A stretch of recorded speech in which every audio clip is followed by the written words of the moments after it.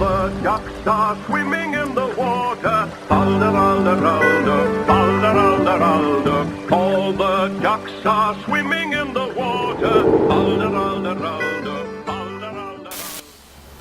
Okay, so it's just a quick and dirty review of this here. Trumpeter T-28 Soviet multi-turreted tank from World War II.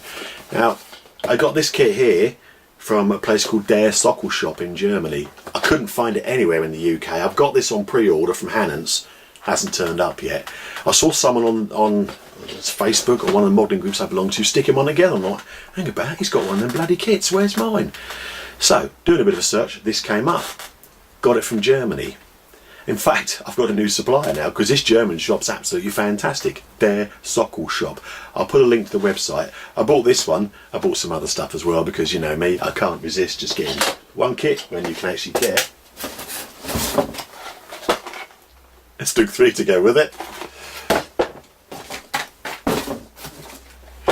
A Soviet medical team. Well, everyone needs one of those. And some Air Force personnel who are going to have their heads removed, replaced with tankers' heads, and they're going to be my resupply unit. Oh yes. I know, I'm ridiculous, but there we go. So, over to the desk, let's open the box of this T-28 and we'll give you a quick review on what the bits are like. Well, here it is. I've got it on the desk. Let's take the lid off and hey, have a look inside. Now, with your standard plastic kit, you've got a series of instructions.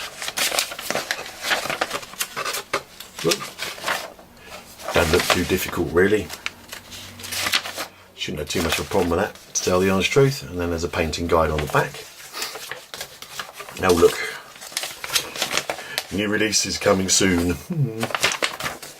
Yeah, that's gone on the floor.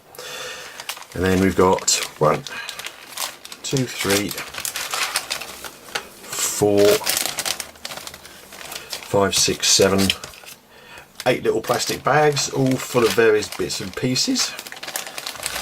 I've actually sort of opened the bags already just to have a look inside and look at the bits, but let's get the sprues out one at a time and have a look at the detail on them. Let's move this out of the way. First off, we've got this sprue here. Oh, get it out of the bag.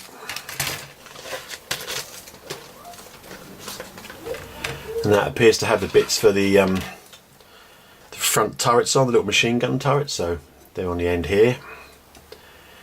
And you've got one of the drive wheels there. A couple of DT machine guns. And lots of road wheels. Those 2 sprues are identical.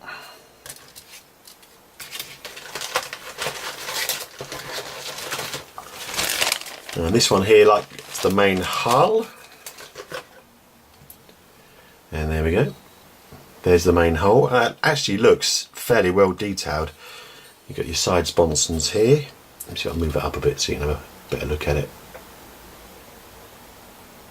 There's your side sponsons. There's the main hull itself. Cooling fan at the back. That's the cover that's going to go over the top of the cooling fan bit, and there's a little sort of basket thing you have at the side. Then you've got a couple of drive sprockets there as well, and various other little bits and pieces. There's the exhaust pipe there, and some tools. Turret hatch, which is a bit of a shame. I was hoping I was going to be able to sort of have what you could have open, but it looks like I'm going to have to probably scratch that bit if I want to have the turret hatch actually open. This one in here, carefully wrapped up in a bit of fleecy material, is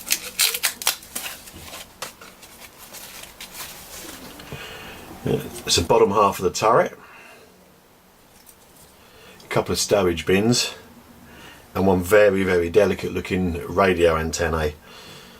I have a hell of a job trying to move that off the sprue very carefully if I decide to put it on. They don't all have them, but I'm going to have a go because it does look quite nice with that on. And you've got the 75mm gun barrel there, sorry, 76mm gun barrel there, and there's the front of that gun turret pass as well, where the gun goes on to.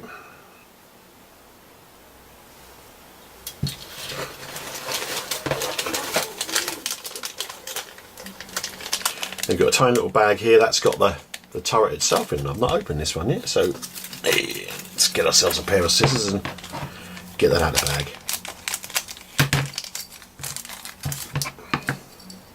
And there we go. That's the main turret itself. Get up a bit closer. There we go. As you can see, main hatch isn't open. There's just a little recess for you to put that turret hatch into, but I don't know. I reckon I can drill that out, then scratch that turret hatch itself. Got the big old star on the top. One of those other sprues has got the two periscopes that go on the front here, and you could probably open up that other hatch as well if you wanted to.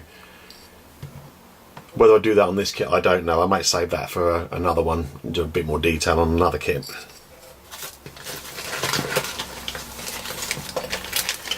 And this little bag here, move my scissors out of the way, it's the bottom of the hull. And there's some beautiful detail underneath. You're not going to see any of that, of course, once you've got it all stuck together, but it's nice to see it. There we are.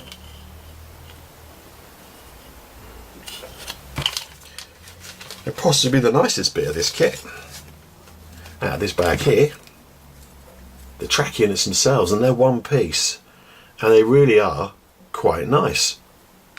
You've got a lot of rubbish in the middle here that's going to need to be cut out, and that sort of sprue here. But the tracks themselves are really quite nicely detailed for sort of one piece tracks. There's an awful lot of detail on those. Oh, get it back under there. And you've got, like, the front part's got the wheels on here already. The back part, they're included on the sprue, and you just get to stick those on. And they'll go on the side of your whole bottom like this. Probably got them the wrong way now, mate. There you go. As easy as that to stick them together, which is a bit of a godsend when you look how many sets of wheels that thing's got. I would hate to have to build those from little tiny pieces. So yeah, well done, Trumpeter. That's a really good idea.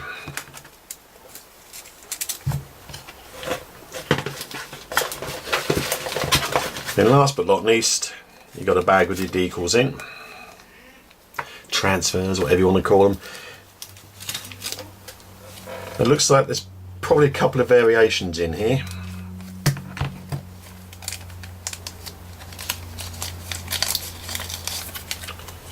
Let's have a look at them.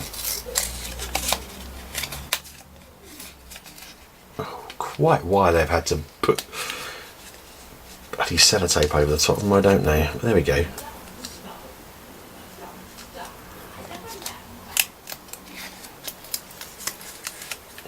Let's take that off so we can have a look underneath at the decals themselves. There we go.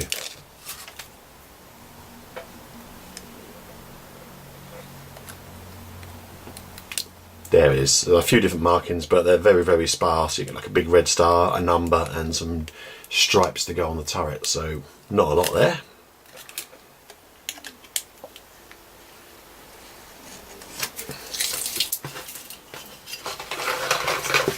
And that, as they say, is that.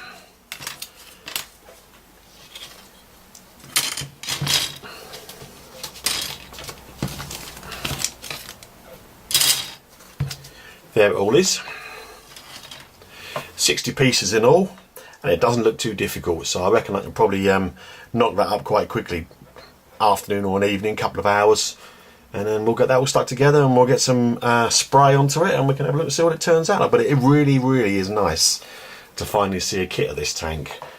We've been sort of limited to just the old Eagle Moss die casts of this, but it's nice to have a plastic kit because you can do so much more with a plastic kit than you can with the die cast, and the die casts weren't really that detailed, so there it is. Trumpeter T-28 Soviet medium tank, 1/72nd scale. So there you go, folks. T-28 tank from Trumpeter. It really is a very nice kit. I've got another couple of these on pre-order, and Hannon's telling me they're on a container somewhere out in the sea waiting to arrive.